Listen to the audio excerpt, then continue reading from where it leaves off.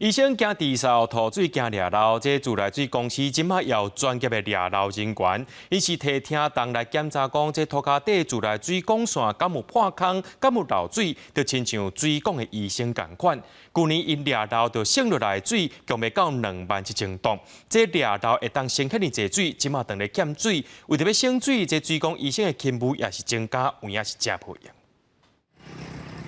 摕着听筒一步一步听涂骹下底的自来水管，若是听到漏水的声音，确定范围了后，就搁爱挖开路面，赶紧掠漏来修理。伊是自来水管线的检漏人员，嘛有人叫因是水管的医生。那我们在巡检的过程当中呢，检测员比较容易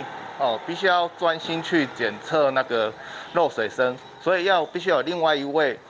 检漏员去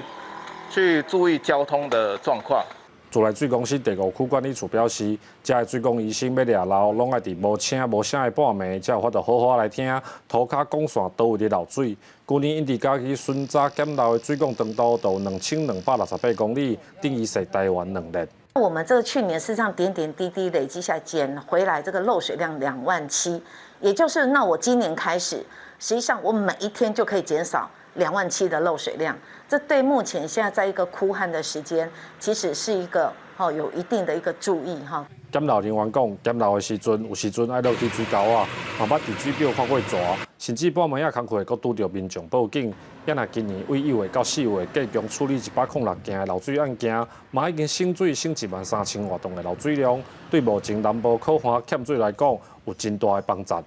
记者林伟霆，家己报道。